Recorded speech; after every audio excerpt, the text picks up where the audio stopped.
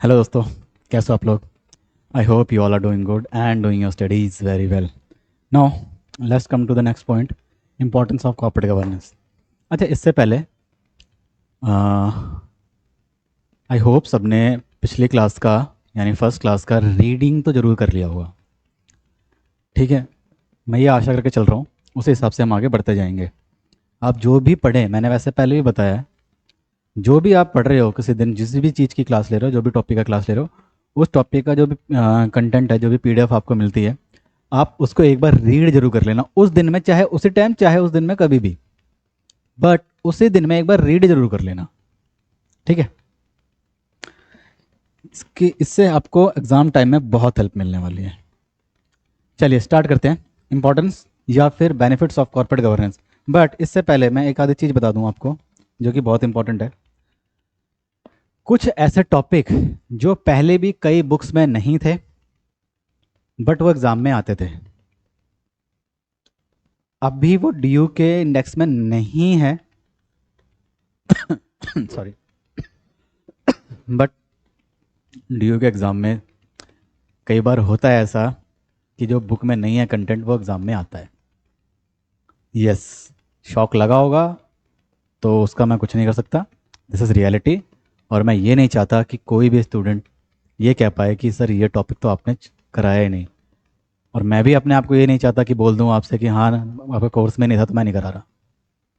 ठीक है, तो वो टॉपिक की जो पिछले साल भी हमने लास्ट बैच में भी हमने डाली थी, मतलब उस बैच में वो उस टॉपिक को हमने कवर किया था, तो वो टॉपिक के वीडियोस में आपको इस वाले फोल्डर में, जो आज वाला क्लास होगी, इस वाले फोल्डर में आपको वो मिल जाएगी. ठीक है, तो वो कौन कौन से टॉपिक थे वो देख लो. पहला तो सुन लेते हैं. पहला क्या था?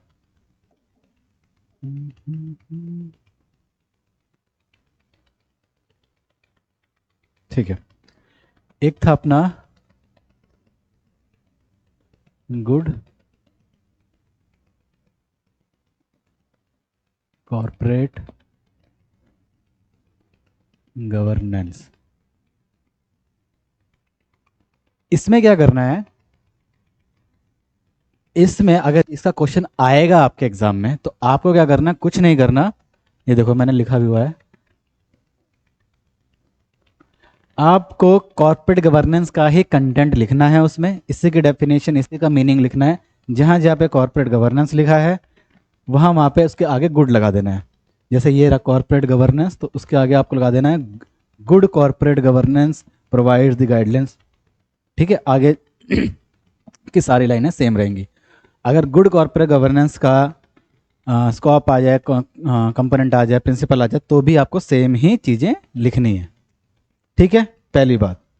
अब आते हैं दूसरा पॉइंट. एक होगा आपका, एक होता था, आई मीन ई गवर्नेंस. एक और टॉपिक था आपका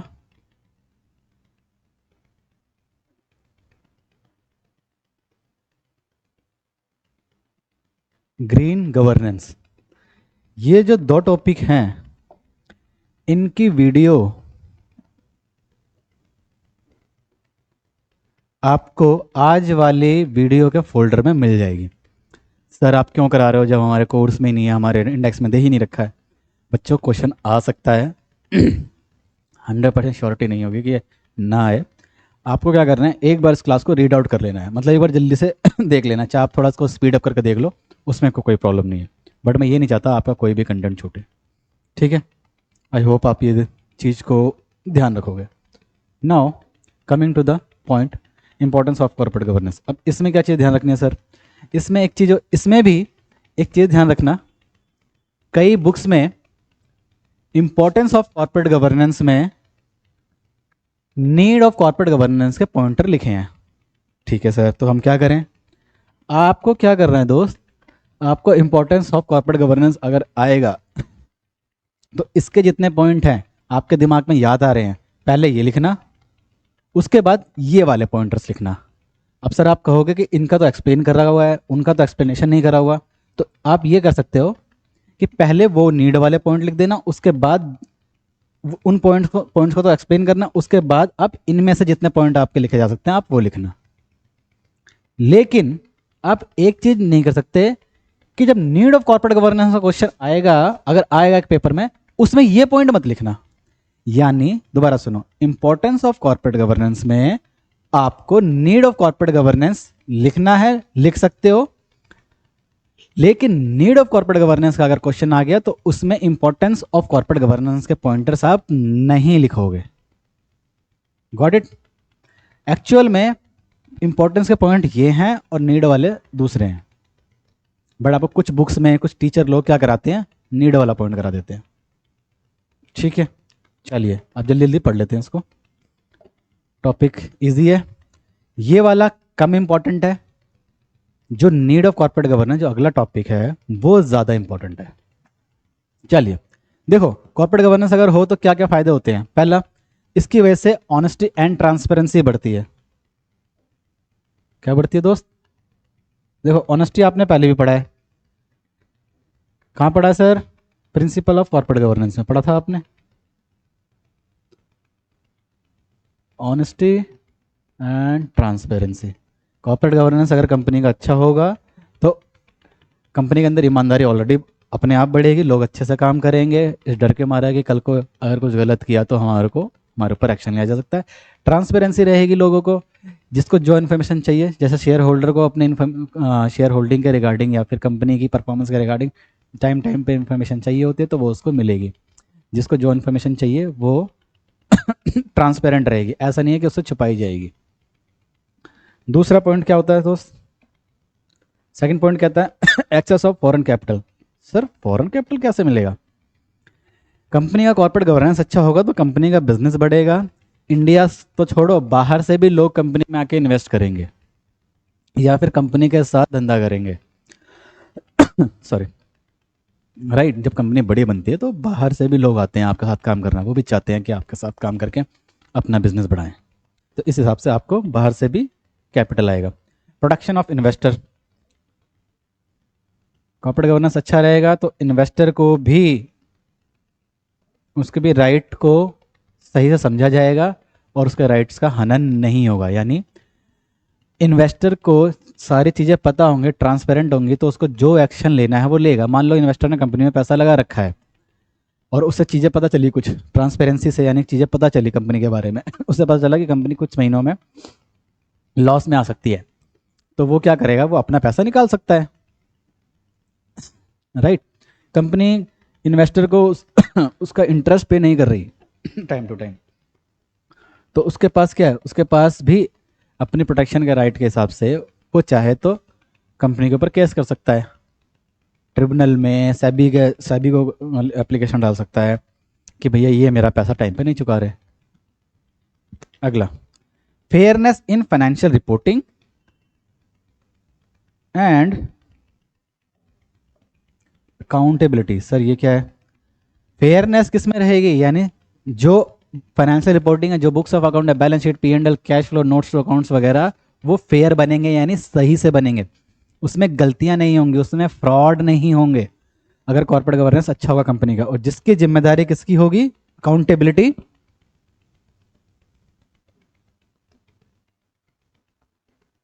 कंपनी की, कि अगर कुछ गलती हुई है, गड़बड़ी करी है, धोखाधड़ी हुई है तो कंपनी की जिम्मेदारी होगी। यानी अकाउंटेबल कंपनी रहेगा अगर कंपनी ने फाइनेंशियल रिपोर्टिंग में कोई गलतियां की हैं, कोई फ्रॉड किए हैं तो।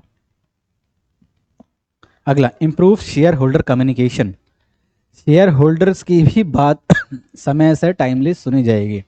अगर उनको, जैसे कि एजीएम होती है 30 सितंबर को जनरली कंपनीज की, और उससे 21-22 दिन पहले सारे शेयर होल्डर्स को, सारे स्टेक होल्डर्स को, I mean mainly share holders को ही बैलेंस शीट वगैरह भेजी जाती है। तो शेयर होल्डर अगर कह रहा है, किसी शेयर होल्डर को नहीं भेजी बैलेंस शीट, तो शेयर होल्डर कहेगा कंपनी में, डायरेक्टर को जाकर एप्लीकेशन लिखेगा, भाई मेरे को तुमने टाइम पे बैलेंस शीट ही नहीं भेजी। अब डायरेक्टर लोग कहेंगे भाई जाना, नहीं भेज रहे तेरे को, नहीं ध्यान दिया। ऐसा नहीं होगा। शेयर होल्डर का जो भी कम्युनिकेशन है, उसको जो भी उसको अपनी बात कहनी है वो एजीएम में कह पाएगा। उससे पहले उसको जो राइट्स हैं वो राइट्स भी उसको दिए जाएंगे टाइम पे। एजीएम में शेयर होल्डर भी अपनी बात रखेगा सही से, और रख सकता है, चाहे उसके पास कम शेयर हो चाहे ज़्यादा हो, बट वो शेयर होल्डर तो है ना, तो वो अपनी बात भी आगे रख पाएगा, उसका कम्युनिकेशन बेटर होगा। छठा, increase goodwill and market reputation. यार बहुत सिंपल पॉइंट है ये तो आप बस वर्ड याद रख लेना, ये लिख दोगे उसी से आपको नंबर मिलेंगे। कॉर्पोरेट गवर्नेंस में होने से क्या होगा, गुडविल बढ़ेगी कंपनी की ऑटोमेटिकली।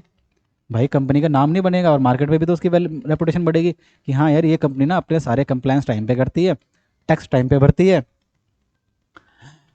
रिपोर्टिंग टाइम पे करती है, आरओपी की फाइलिंग टाइम पे करती है, और इसकी मार्केट में अच्छी इमेज है, ये धोखाधड़ी नहीं करती कंपनी, उससे मार्केट रेपुटेशन अच्छी होती है ना। जैसे टाटा जी की है, टाटा तो अब टाटा रतन टाटा तो अब नहीं रहे, लेकिन उनकी मार्केट रेपुटेशन कितनी अच्छी है, उनकी गुडविल कितनी अच्छी है, वो टाइम पर टैक्स भरते हैं, वो लोगों को भी बहुत दान करते हैं।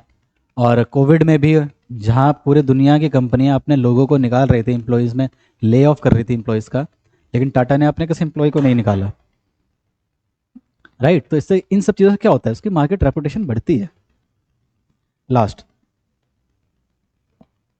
Enhance companies valuation. जब मार्केट वैल्यू रेपुटेशन बढ़ेगी तो कंपनी की वैल्यूएशन भी बढ़ेगी। इससे क्या होता है, जब ऐसी ऐसी पॉजिटिव न्यूज़ आती हैं कि इसने सारा टैक्स अच्छा भरा, सारे कंप्लायंस अच्छे करे, तो मार्केट में शेयर मार्केट की वैल्यू भी बढ़ती है कंपनी की। तो ये थे आपके importance of corporate governance. Now moving to the next topic, need of corporate governance. ये ज़्यादा इंपॉर्टेंट है,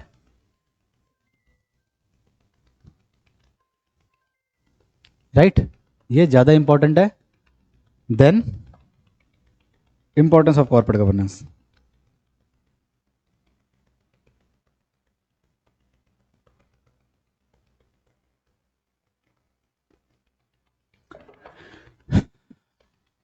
समझ गए। अब इनके 4 पॉइंट्स भी लिखे हैं और इनको एक्सप्लेन भी कर रखा है। मैं इनको पहले ही एक्सप्लेन कर देता हूँ शॉर्ट में, फिर एक बार आपको लाइन वाइज भी, मतलब कंटेंट वाइज भी हम पढ़ लेंगे quickly.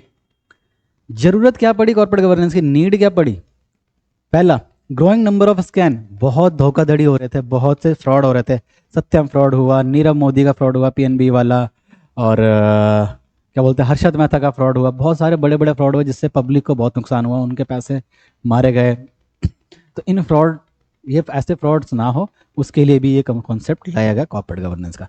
Second, takeovers and merger. देखो आजकल टेक ओवर और मर्जर बहुत चल रहे हैं, जैसे वोडाफोन और आइडिया का हुआ। मैंने इतना बड़ा एग्जांपल इसलिए दिया ताकि आपको समझ में आ जाए।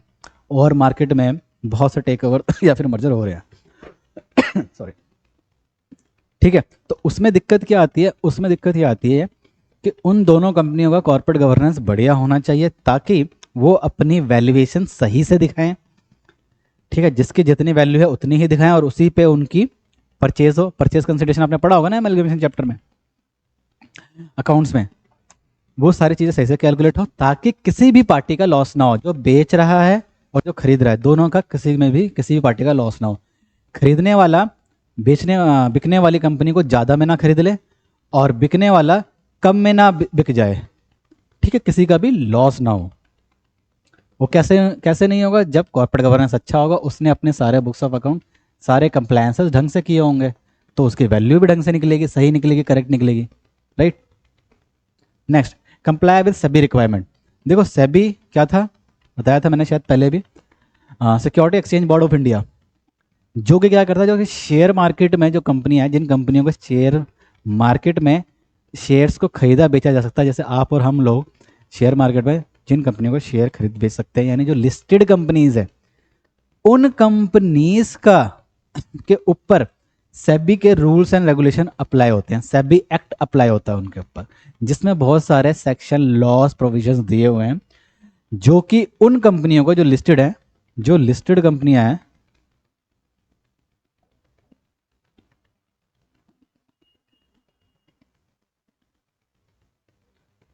जो लिस्टेड कंपनीज हैं, क्योंकि वो लिस्टेड कंपनी को छोटी मोटी कंपनी होती नहीं, वो बड़ी कंपनी होती है। थोड़ा बहुत इसके बारे में आगे बताऊंगा मैं, बोर्ड ऑफ डायरेक्टर का चैप्टर रहेगा, थोड़ा बहुत रेलिवेंट पार्ट। जो लिस्टेड कंपनी है इनको ना इनकम टैक्स, आरओसी यानी कंपनीज एक्ट, जीएसटी एक्ट, ये सब तो कंप्लाई करना ही होता है, लेकिन जो स्टॉक मार्केट में रजिस्टर्ड हो जाती हैं, बीएससी एनएससी में रजिस्टर्ड हो जाती है, उनको सेबी एक्ट भी लग जाता है, और सेबी में बहुत सारे कंप्लायंस करने होते हैं जरूरी, वो नहीं करेंगे तो बड़ी बड़ी पेनल्टी लगती है, एक एक दिन की 1 लाख पेनल्टी लगती है, ठीक है, ताकि लोग गड़बड़ियां ना करें, इससे कॉर्पोरेट गवर्नेंस बना रहे, कंपनियां काम ढंग से करें। किसी का नुकसान ना करें। Need of social responsibility. देखो, कंपनियां कुछ दायित्व सोसाइटी के लिए बनता है। यहाँ पे सोसाइटी का मतलब ये है, वैसे बहुत बड़ा टॉपिक है अगर देखा जाए तो ये, बट इस वाले टॉपिक में इसमें सोसाइटी रिस्पॉन्सिबिलिटी, सोशल रिस्पॉन्सिबिलिटी का मतलब ये है, जो भी स्टेक होल्डर है कंपनी के, कंपनी जिस सोसाइटी से तो कमाती है, कोई भी कंपनी है, जैसे हम टाटा का एग्जांपल लिया था पिछली क्लास में, टाटा गाड़ियाँ बेचती हैं, ठीक है। अब गाड़ियों के हिसाब से सोचो, टाटा किसी से माल लेती भी है, टायर कहीं से लेती होगी, शीशा कहीं से लेती होगी, ठीक है। वहाँ पे इंजीनियर्स होंगे, टाटा में एम्प्लॉयज़ होंगे, ठीक है। वो टाटा की गाड़ियाँ कहीं ना कहीं तो बिकेंगी मार्केट में, कुछ लोग खरीदेंगे, यानी कस्टमर खरीदेंगे। तो कस्टमर भी हो गए, एम्प्लॉयज़ भी हो गए, सप्लायर जिससे वो टाटा माल खरीद रहा है, इन सब, ये सब सोसाइटी का ही तो पार्ट है। तो इनके लिए भी कंपनी को सोचना सही चाहिए, सही तरीके से। जैसे एम्प्लॉय जो भी टाटा कंपनी में है, उनको जितनी सैलरी देनी चाहिए, जिसकी जितनी एजुकेशन है, स्किल्स है, उतना ही तो सैलरी देनी चाहिए, उससे कम तो नहीं देनी चाहिए। कस्टमर को कोई गाड़ी 10 लाख की बिकनी चाहिए, गाड़ी में जिस हिसाब से फीचर है वो 10 लाख की होनी चाहिए, लेकिन कंपनी उसके 15 लाख मांग रही है, प्राइस ज़्यादा कर रही है, तो यहाँ पे कस्टमर के लिए गलत हुआ ना वो। तो ऐसा नहीं होना चाहिए।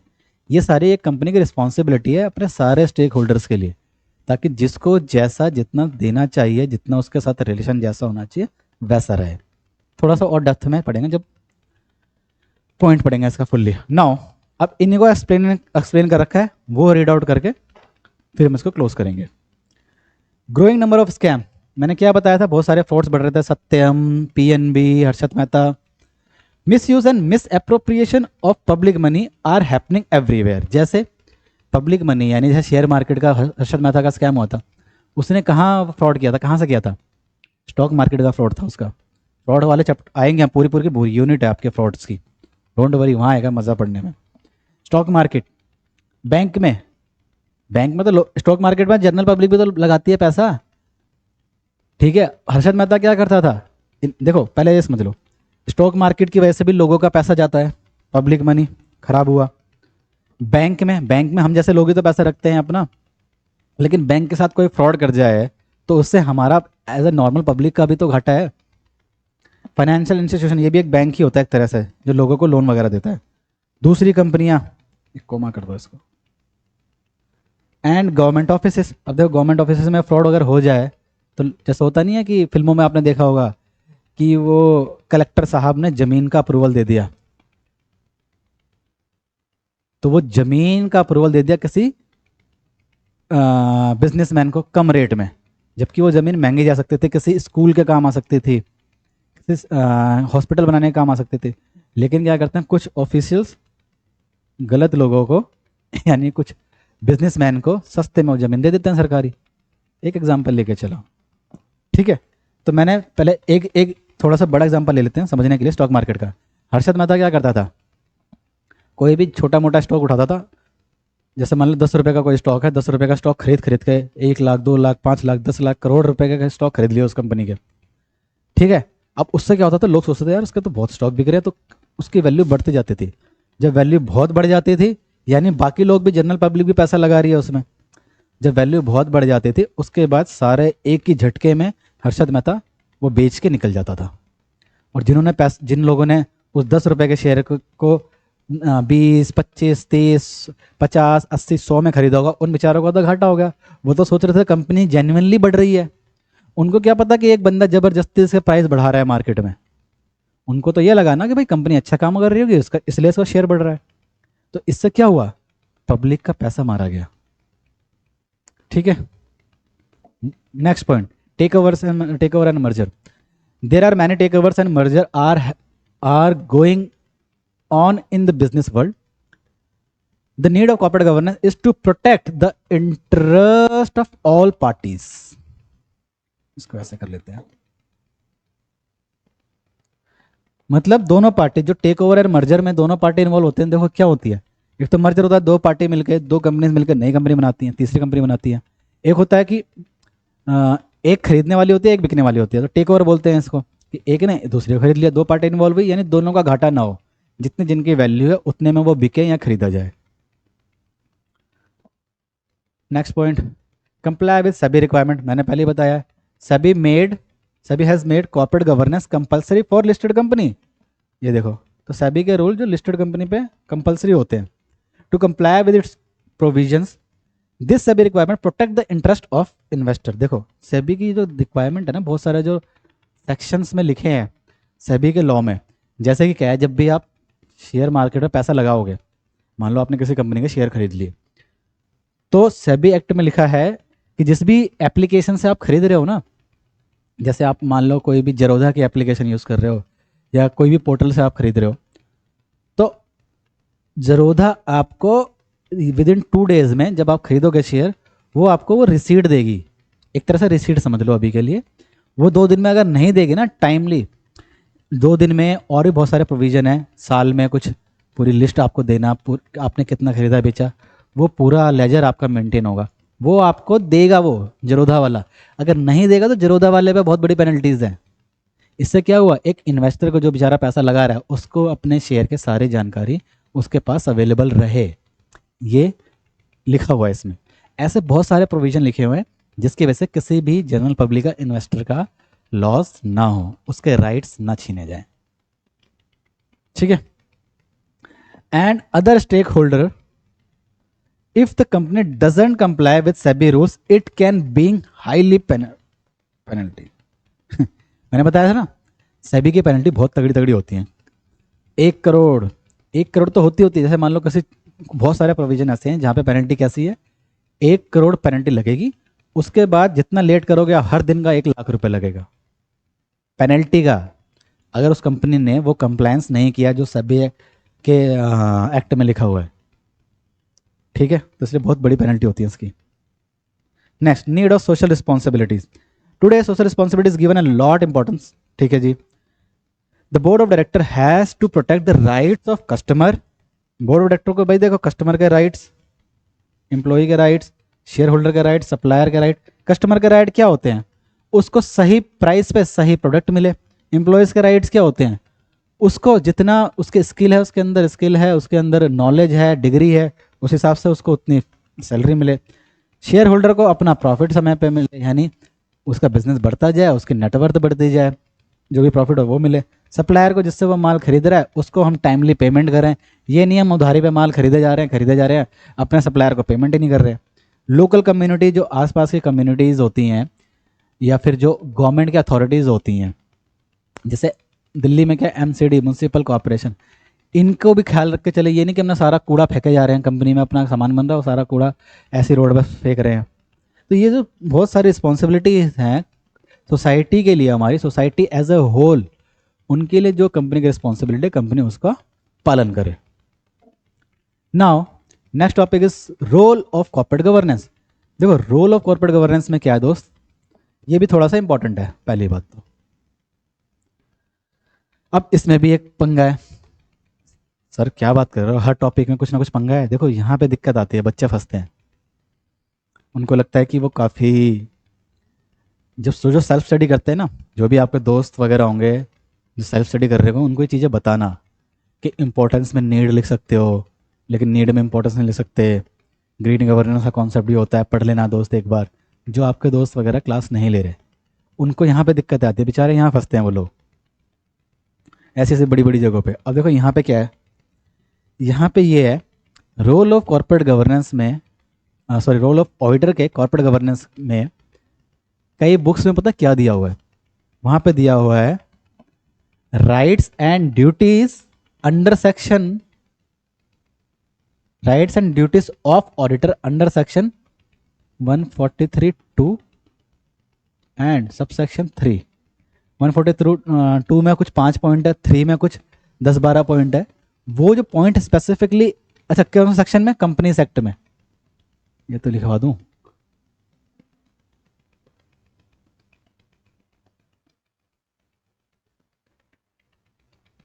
इसमें ये लिखा हुआ है, इनमें जितने भी पॉइंट्स लिखे हुए हैं वो डाले हुए हैं कई बुक्स में, बहुत स्पेसिफिक पॉइंट डाल दिए। जैसे कि ऑडिटर की ना कुछ ड्यूटीज़ होती हैं जो ऑडिटर को करनी होती है, कुछ इंक्वायरी ऑडिटर को करनी होती है। अच्छा ड्यूटीज़ क्या, कि उसको बुक्स ऑफ अकाउंट चेक करना है, उसको डायरेक्टर को चेक करना है, उसको समय पर बुक्स ऑफ अकाउंट मिली कि नहीं मिली। ये बुक्स ऑफ अकाउंट मतलब कंपनी ने उनको बैलेंस शीट P&L दिया है कि नहीं दिया, उसने बुक्स को चेक किया, पिंडर को चेक किया कि नहीं किया। ये स्पेसिफिक पॉइंट दे रखे इन सेक्शंस में। लेकिन अभी हम क्या पढ़ रहे हैं, अभी हम बहुत बड़ी चीज पढ़, इससे बड़ी चीज पढ़ रहे हैं। इसमें तो कुछ पॉइंट मेंशन है ना, हम तो पूरी कंपनी का ऑडिट करते हैं ना, एक ऑडिटर तो पूरी कंपनी का ऑडिट करता है ना, उससे क्या फायदा होता है, ये है यहाँ पे। लेकिन कई बुक्स में ये वाले पॉइंट दे रखे हैं, ठीक है। तो कुछ लोग कंफ्यूज होंगे, तो देख लो आपको ये लिखना है यहाँ पे, वो वाले पॉइंट नहीं लिखने, ये भी सुन लो। हालांकि लिख दोगे तो प्रॉब्लम नहीं है, बट वो बहुत स्पेसिफिक पॉइंट है। हम यहाँ पे क्या सोच के चल रहे हैं, ये टॉपिक क्या कहता है, ऑडिटर का क्या रोल है कॉर्पोरेट गवर्नेंस में। मतलब ऑडिटर का रोल कैसा होगा, ऑडिटर ऑडिटर जो ऑडिट करता है उसके बाद अपनी ऑडिट रिपोर्ट इशू करता है। उस ऑडिट रिपोर्ट में वो कंपनी की कमियां, गलतियां, ये सबको सही है नहीं है ये बताता है। उससे कॉर्पोरेट गवर्नेंस होने में क्या फायदा है, यानी उस रिपोर्ट की वजह से कंपनी अपने अंदर जो प्रोसेस में, बिजनेस में, अकाउंटिंग में गलतियां करता है वो ठीक करेगा, आगे से वो गलतियां आगे से नहीं करेगा। यही तो बेनिफिट है। वहां पे सिर्फ यही तो थोड़ी बोला जा सकता है आपको कि हाँ भी खाली ना बैलेंस शीट चेक करेगा ऑडिटर, ऐसा तो नहीं है। तो ये स्पेसिफिक पॉइंट है इन सेक्शन में, और हम जर्नल पॉइंट पढ़ रहे हैं कि ऑडिट होने से क्या फायदा मिलता है, यानी कंपनी में कॉर्पोरेट गवर्नेंस कैसे अच्छा हो जाता है। चलो, आई होप समझ गए होगे कि जो मैं चीज़ें समझा रहा हूँ यहाँ पे, कि कहाँ कहाँ पे कैसे कैसे बुक्स में लिखा हुआ है और क्या क्या आपको सही कंटेंट पढ़ना है। प्रमोट अकाउंटेबिलिटी कैसे, evaluating controls and operations as role of auditor enhances corporate governance. Come auditor क्या करता है, कंपनी के अंदर सिर्फ बैलेंस शीट चेक नहीं करता, वो कंट्रोल्स ऑपरेशंस भी चेक करता है। सर कंट्रोल्स क्या होते हैं, कंट्रोल्स का मतलब कंपनी के अंदर जो रूल्स एंड रेगुलेशंस बनाती है। अगर ऑडिट पढ़ा होता तो उसमें हम पढ़ते थे इंटरनल कंट्रोल, तो ये वो इंटरनल कंट्रोल है। सर जैसे क्या होता है इंटरनल कंट्रोल, क्या मतलब है कंट्रोल का, जैसे कंपनी ने कंट्रोल लगाया है कि हर एम्प्लॉयज 10 बजे से पहले 10 बजे के बाद नहीं आएगा, नहीं जल्दी से जल्दी आए, टाइम पे आए, टाइम पे जाए। लोग क्या करते हैं, लेट जाते हैं और रजिस्टर में एंट्री कर देते थे।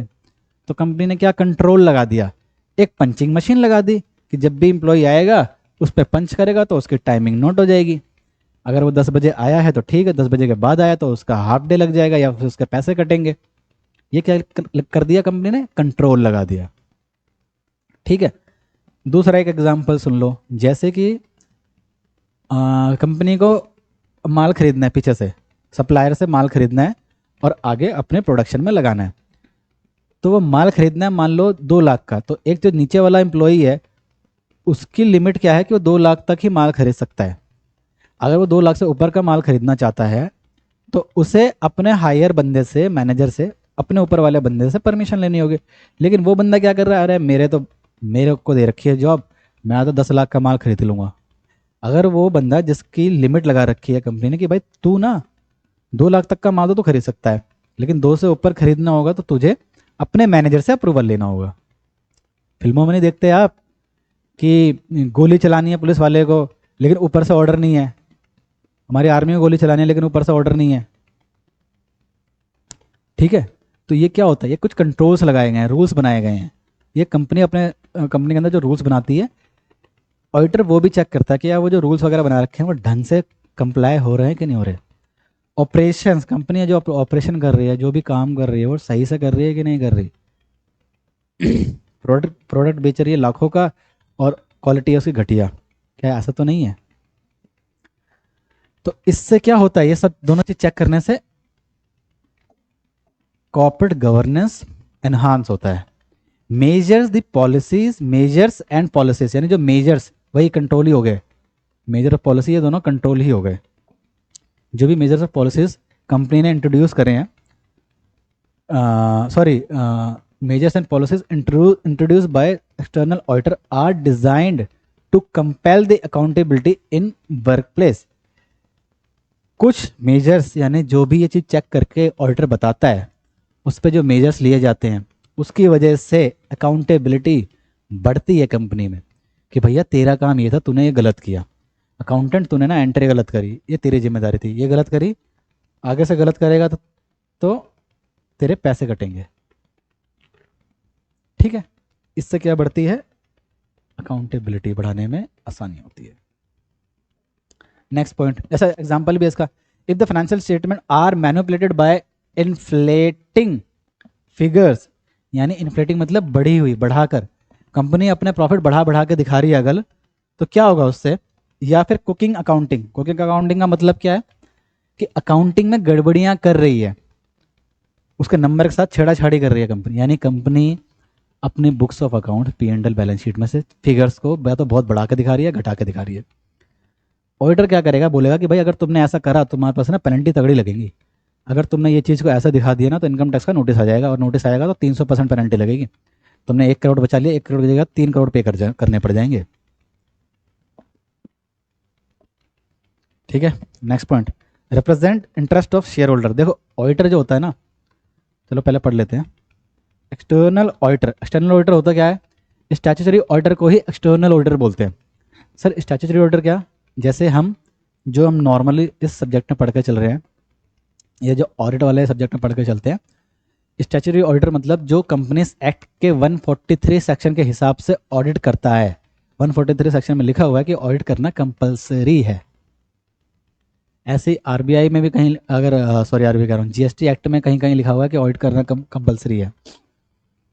ठीक है, इनकम टैक्स एक्ट में लिखा हुआ है सेक्शन 144AB कि कौन सा सिचुएशन में ऑडिट करना कंपलसरी है। तो कभी किसी लॉ में ऑडिट करना कंपलसरी होता है, उससे बोलते हैं हम स्टैट्यूटरी ऑडिटर, और जो वो ऑडिट करता है उसे बोलते हैं external auditor. External auditor generally उस ऑडिटर को बोलते हैं जो as per companies act audit करता है। लिख देता हूँ यहाँ पे आपकी नॉलेज के लिए, statutory auditor are required to state finances of the company and attest मतलब साइन करके अपनी ऑडिट रिपोर्ट्स, उनके बैलेंस शीट वगैरह चेक करके अटैच करता है, यानी साइन करता है, अप्रूव करता है the validity of the financial statement, की फाइनेंशियल स्टेटमेंट कितने सही हैं कितने गलत है, financial report that may have been release. It is the job to ensure the board receives accurate and reliable information. It is a job to ensure that, board नहीं होगा, board भी लिख सकते हो, शेयर होल्डर भी लिख सकते हो। ऑडिटर ऑडिट करके अपनी ऑडिट रिपोर्ट शेयर होल्डर को एक्चुअली में इशू करता है। वो ठीक है, बोर्ड ऑफ डायरेक्टर सारा काम तो वही देखते हैं, वही चेक भी करते हैं, ऑडिट की रिपोर्ट वो भी चेक करते हैं, बट ऑडिट होता शेयर होल्डर के लिए। शेयर होल्डर का शॉर्ट में मैंने ऐसा लिख दिया शॉर्ट में, ठीक है, यहाँ पे बोर्ड लिख दो या शेयर होल्डर लिख दो, तो वो लोग के पास वो रिपोर्ट जाती है, ऑडिट रिपोर्ट, और उसके हिसाब से वो आगे काम करते हैं। तीसरा, क्राइसिस मैनेजमेंट। क्राइसिस मतलब सर आपदा, जैसे होता है ना कभी कभी क्राइसिस आ जाते हैं, यहाँ पे क्राइसिस का मतलब क्या है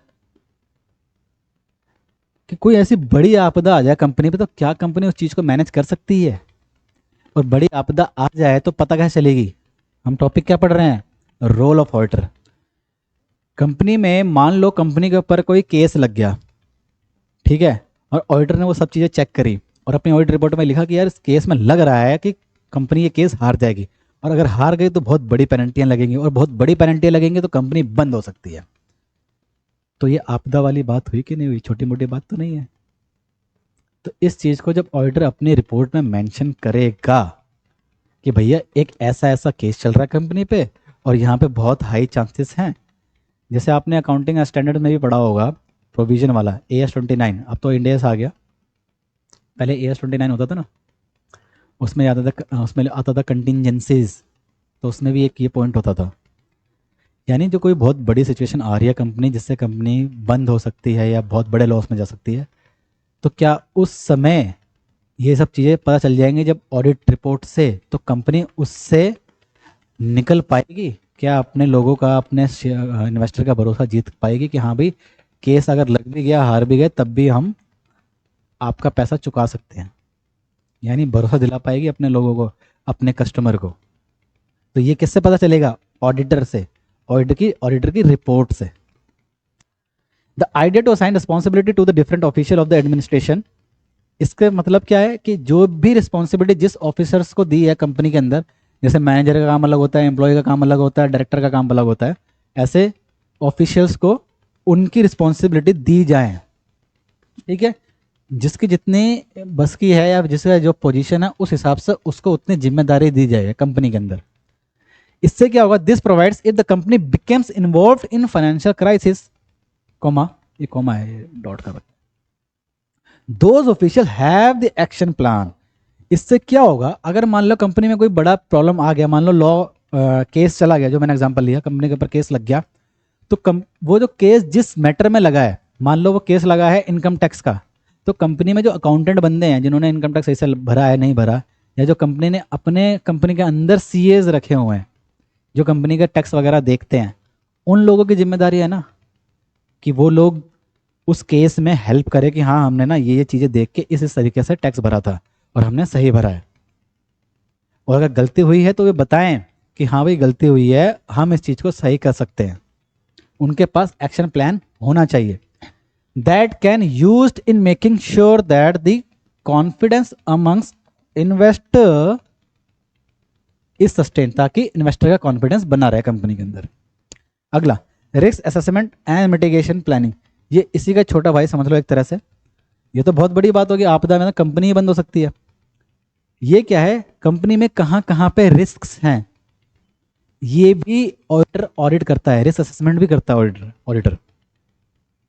एक्चुअली में जो स्टैंडर्ड्स ऑफ ऑडिटर होते हैं ना, ऑडिटिंग होते हैं ना, जैसे एक तो होता है अकाउंटिंग स्टैंडर्ड जिसे आप एएस बोलते हो शॉर्ट में, ऐसे ऑडिटिंग स्टैंडर्ड्स भी होते हैं जिसे एसएएस बोलते हैं, स्टैंडर्ड्स ऑन ऑडिटिंग शॉर्ट में।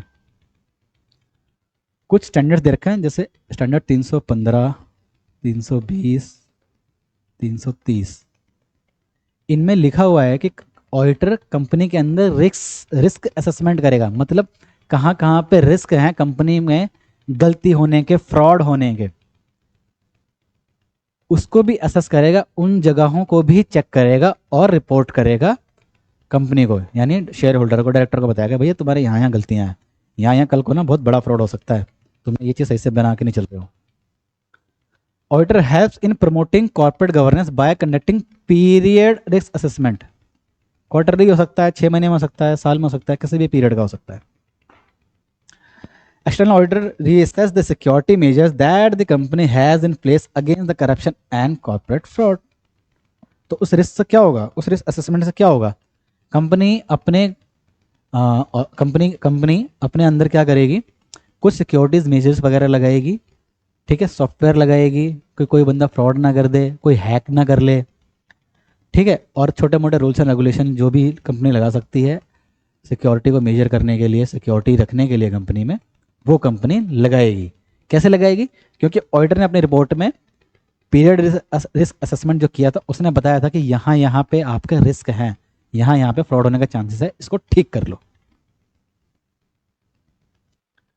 5वां, maintain strong relationship with regulator. बहुत ही इजी पॉइंट है और बहुत ही सिंपल पॉइंट है। सर क्या बात कर रहे हो, रेगुलेटर्स क्या, सबसे पहली बात, रेगुलेटर्स वो, जैसे लिखवाता हूं पहले, इनकम टैक्स हो गया, जीएसटी वाले हो गए, जीएसटी डिपार्टमेंट हो गया, सेबी हो गया, आरओसी हो गया, यानी जो जो गवर्नमेंट की अथॉरिटीज़ के अंदर कंपनी रजिस्टर्ड होती है या फिर कंपनी की जिम्मेदारी बनती है कि उनको रिपोर्ट करना है, जैसे कि इनकम टैक्स साल में भरना ही होता है, आईटी जीएसटी भरना ही होता है हर महीने, सेबी जो लिस्टेड कंपनी है उनको सेबी के रूल्स एंड रेगुलेशन कंप्लाई करने ही होते हैं, आरओसी साल के एंड में आरओसी की रिटर्न भी भरनी होती है, ठीक है। तो अगर कंपनी का कॉर्पोरेट गवर्नेंस अच्छा है तो इनके साथ भी तो रिलेशनशिप अच्छा ही होगा ना। अगर ऑडिटर ने अपनी रिपोर्ट में कंपनी ये लिखा है कि हाँ कंपनी ने सारी चीज़ें ढंग से की हुई हैं, सारे कंप्लायंस ढंग से किए हुए हैं, सारे लॉज को ढंग से कंप्लाई किया हुआ है, तो उसकी रिपोर्ट पॉजिटिव होगी ऑडिटर की, और वो रिपोर्ट पॉजिटिव है तो ये लोग क्या करेंगे कि हाँ भाई इनकी तो रिपोर्ट पॉजिटिव है तो इन पर नोटिस देने का फायदा नहीं है, इन पर ये नोटिस नहीं भेजेंगे, रिलेशनशिप अच्छे हो जाएंगे अपने आप ही। थोड़ा सा एक चीज़ बताता हूँ आपको, जैसे कि इनकम टैक्स क्या करता है सॉरी, इनकम टैक्स क्या करता है, जब साल के एंड में, जब आप जुलाई में, सितंबर में जब भी इनकम टैक्स की रिटर्न जाती है, तो जिन्होंने, मैं इंडिविजुअल्स की बात कर रहा हूँ, इंडिविजुअल्स की जनरली जुलाई में रिटर्न जाती है, ठीक है, इनकम टैक्स की। जिन्होंने बहुत ज़्यादा टैक्स भरा है, पूरा तरीके से टैक्स भरा है बिना किसी गलती के, फ्रॉड के, उनको इनकम टैक्स वाले अवार्ड देते हैं। जैसे कुछ साल पहले दिल्ली में income tax department Virat Kohli को अवार्ड देते थे। विराट कोहली बहुत ज़्यादा टैक्स भरता था, ऑफकोर्स इनकम ज़्यादा थी। एज इंडिविजुअल, एज कंपनी की बात नहीं कर रहा, अभी हम इंडिविजुअल की बात कर रहे हैं। तो इनकम टैक्स विराट कोहली को अवार्ड देता था कि हाँ भाई, आपने बहुत अच्छा काम किया, आपने बहुत अच्छा खासा कमाया, और हर तरीके से अच्छे तरीके से सही कैलकुलेशन करके आपने जितना आपका टैक्स बनता था आपने वो दिया, ये लो जी आपका अवार्ड। ऑफकोर्स अवार्ड लेने विराट कोहली नहीं गया, उनके जो रिप्रेजेंटेटिव होते हैं ना, जो ऑथराइज रिप्रेजेंटेटिव होते हैं इनके, वो जाते हैं अवार्ड लेने, इनके मैनेजर वगैरह।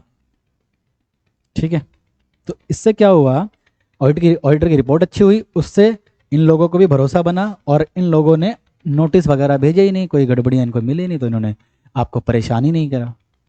वंस एन ऑडिटर अटेस्ट, जब ऑडिटर अटैच करता है, यानी अटैच यानी अपना ठप्पा मारता है, अपनी ऑडिट रिपोर्ट इश्यू करता है कंपनी के डिस्क्लोजर्स पे, कंपनी के काम पे, कंपनी के फाइनेंशियल स्टेटमेंट पे, is more likely that regulators also shows their trust. तो उनका भरोसा भी, यानी रेगुलेटर का भरोसा भी बन जाता है उस कंपनी पे, उस एंटिटी पे, उस बंदे पे। ठीक है, तो ये था आज का हमारा टॉपिक।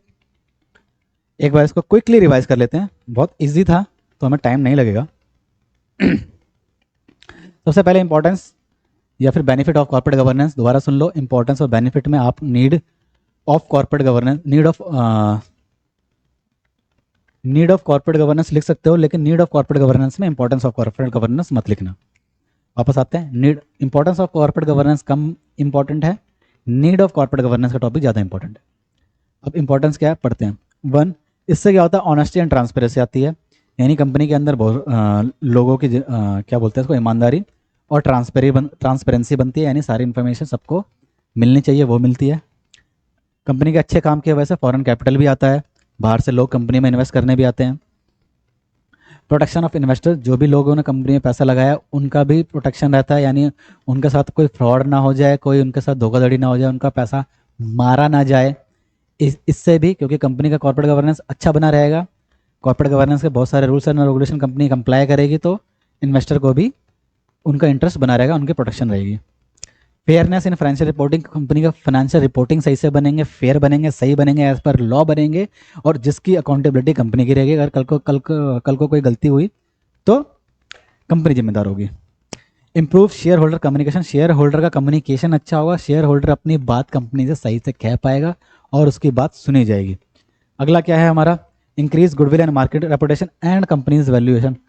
कंपनी की कॉर्पोरेट गवर्नेंस अच्छा होगा तो उसकी गुडविल बढ़ेगी, उसकी मार्केट में वैल्यू बढ़ेगी, और इन सब की वजह से उसके शेयर वैल्यू भी बढ़ेगी, मार्केट रेपुटेशन बढ़ेगी और उसकी वैल्यू शेयर की भी बढ़ेगी।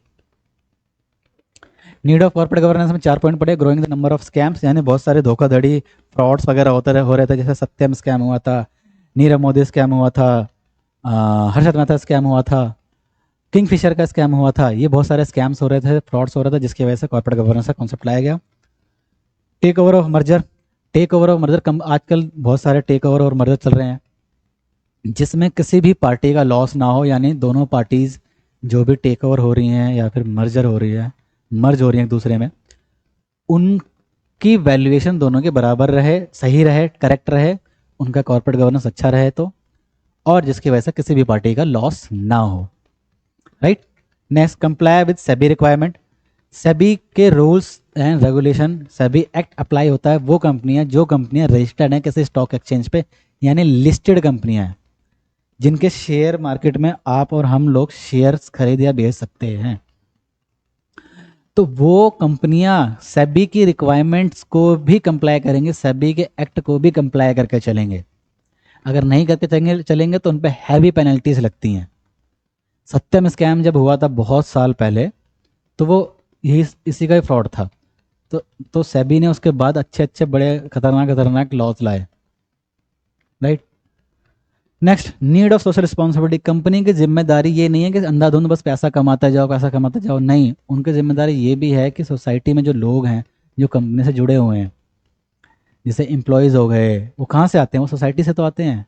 सोसाइटी यानी आसपास के लोग। और कस्टमर कहाँ है? कस्टमर सोसाइटी का तो पार्ट है। कस्टमर, एम्प्लॉय, सप्लायर, दूसरा बंदा जो आपको माल बेच रहा है, जिससे आप कुछ नई चीज़ बना के आगे बेच रहे हो, सप्लायर भी तो उसी सोसाइटी का पार्ट है।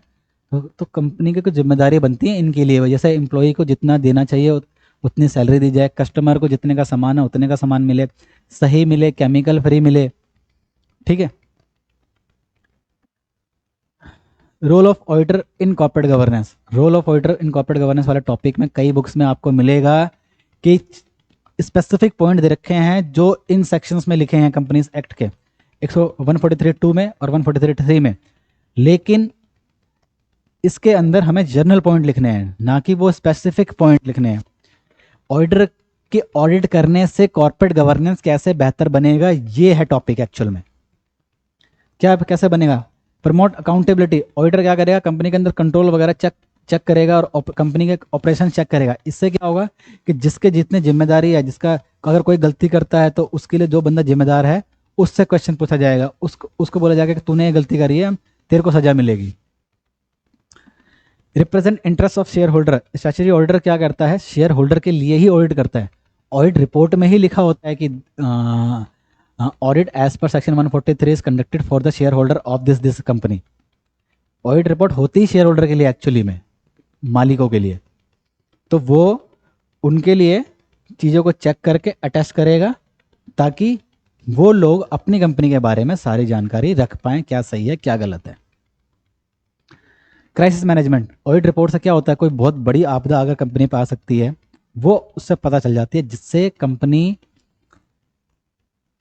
उसको सही करने के लिए या फिर अपना प्लान एक्शन पहले से बना के रख पाए कि अगर कब को ऐसा कुछ हो जाए तो हम ये चीज़ करके रखें ताकि कंपनी डूबे ना। ऐसे रिस्क असेसमेंट एंड मिटिगेशन, यानी जितने कोई भी कंपनी में कुछ रिस्क अगर ऐसे हैं जहाँ पे कुछ गड़बड़ हो सकती है, फ्रॉड हो सकते हैं, वो रिस्क को ऑडिटर अपनी रिपोर्ट में लिखेगा, पीरियड रिस्क असेसमेंट करके कि भैया यहाँ गलती है, उसको मिटिगेट कर लो, उसको ठीक कर लो। मिटिगेट मतलब लगभग ठीक करने के लिए प्लानिंग। आप लिख लो बस ऐसे ही। देखो, कई बच्चों को अंग्रेजी उतनी अच्छी नहीं होती, इसलिए बीच बीच में ऐसा वर्ड लिखवा देता हूँ। बहुत बच्चे सोचते होंगे क्या सर आप ये छोटे छोटे वर्ड लिखवा देते हो, ये तो ईजी है तो हम खुद भी सर्च कर लेंगे। नहीं, पढ़ते टाइम पे ये लिखवाना समझाना ज़रूरी है। बहुत बच्चों की अंग्रेजी उतनी अच्छी नहीं होती, ठीक है, उनके इंग्लिश का सेंटेंस पढ़ने का सेंस अलग बन जाता है, जहाँ पे वो चूक जाते हैं और पेपर में वो गलत चीज़ लिखाते हैं। इसलिए बीच बीच में ऐसी चीज़ें मैं लिखवा देता हूँ। मिटिगेट करना मतलब ठीक कर देना।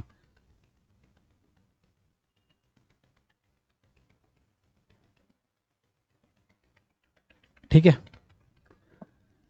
चलिए अगला। Maintain strong relationship with company with regulators, यानी कंपनी अपने सारे कंप्लायंस, सारे प्रोविजन सही से करके चलेगी, अपना कॉर्पोरेट गवर्नेंस अच्छा रखेगी, तो जितने भी रेगुलेटर्स हैं यानी गवर्नमेंट की अथॉरिटीज़ हैं, वो सब की नज़रों में भी भरोसा बनेगा और आपके ऊपर फालतू में कोई नोटिस, कोई पेनल्टी नहीं लगाएगी। इसका मतलब आपके रिलेशनशिप उनसे अच्छे रहेंगे। ठीक है दोस्तों, तो ये था आज का टॉपिक। आई होप इजी था, आप रीड आउट कर लेना। और क्या बोलते हैं, इससे नेक्स्ट टॉपिक हमारा आएगा theories of corporate governance and models of corporate governance. Theories थोड़ा सा कम इंपॉर्टेंट है एग्जाम पॉइंट ऑफ व्यू से, लेकिन समझने में बराबर ही इंपॉर्टेंट है। वो जब टॉपिक आप पढ़ोगे दोनों, तब आपको समझ में आ जाएगा कि मैं दोनों को बराबर क्यों बोल रहा हूँ। हालांकि पेपर में ज़्यादातर मॉडल्स आते हैं अभी तक, बट अभी कुछ कह नहीं सकते। थ्योरीज और मॉडल लगभग पढ़ने में आपको एक जैसे लगेंगे, तो थोड़ा सा ध्यान से पढ़ना उनको। ठीक है, चलिए दोस्तों, थैंक यू, बाय बाय, मिलते हैं नेक्स्ट।